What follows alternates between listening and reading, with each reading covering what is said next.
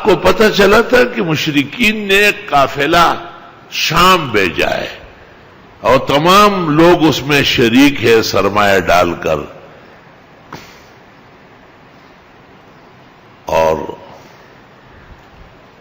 وہ واپس آئے اور اس میں فائدہ ہو تو اس کا ہتھیار خرید کر مسلمانوں کو مدینہ میں کچلا جائے۔ رسول اکرم صلی اللہ علیہ وسلم چونکہ اعلیٰ درجے کے منتظم اور بہترین مدبر تھے، آپ جیسے کمانڈر ان چیف اور منتظم آسمان و زمین نے دیکھا نہیں۔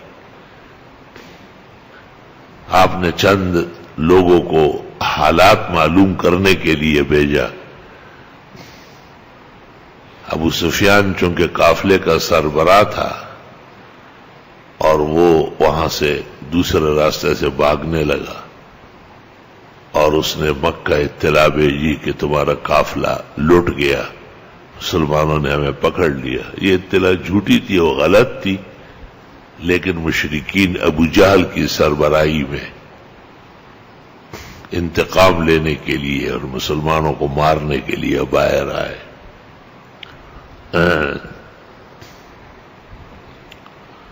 باہر آنے کے بعد ان کے لیے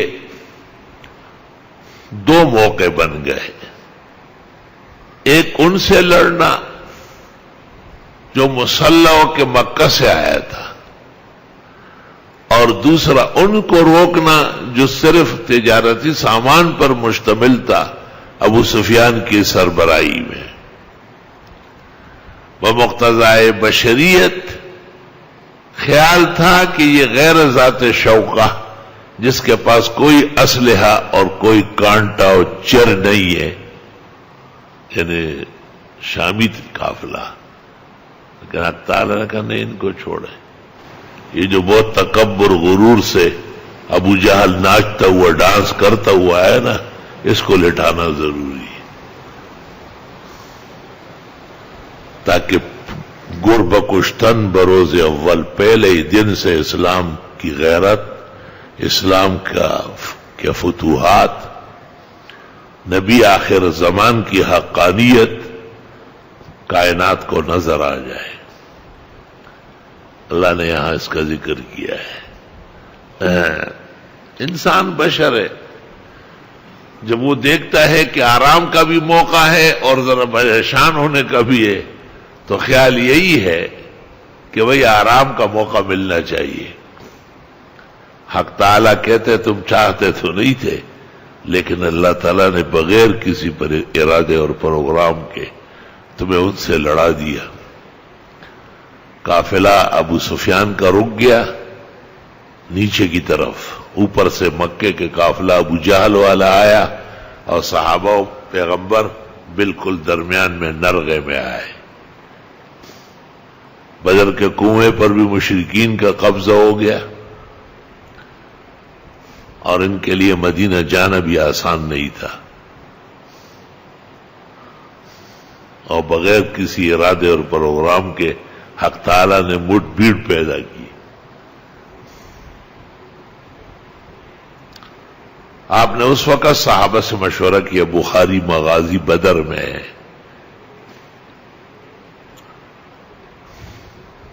اشیروا علیہ، مشورہ دے دو کیا کرنا ہے۔ ظاہری حالات تو لڑنے کے نہیں ہیں، لیکن ماحول لڑنے کا بن گیا۔ مقداد ابن الاسود نے کھڑے ہو کر جو تقریر کی ہے، قیامت تک آسمان و زمین اس پر فخر کریں گے۔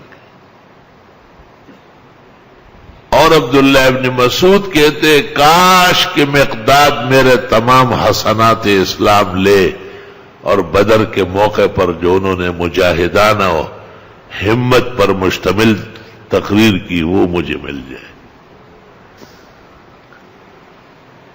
اور وہ تقریر یہ تھی کہ آپ اللہ کے رسول ہیں، ہمیں کوئی شک نہیں، ہم آپ کے حکم پر آئے ہیں، جو آپ کہیں گے وہ ہوگا۔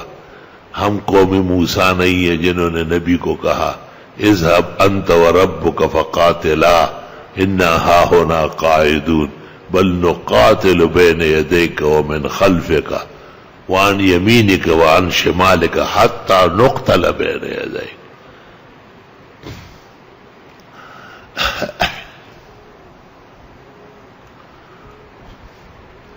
ہم دائیں بائیں آگے پیچھے لڑ کے دکھائیں گے اور جانیں کٹا کے دکھائیں گے.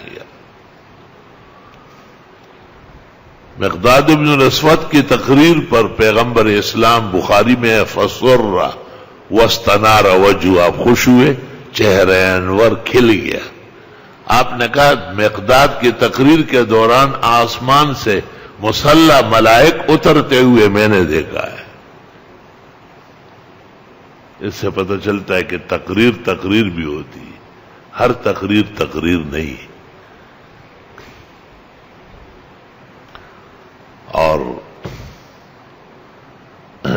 آپ نے بہت خوشی ظاہر کی اور آپ کا ایک ہی فیصلہ دو ٹوک ہوا کہ بس جنگ کرنی، اور ان کی طاقت و شوکت توڑ دی.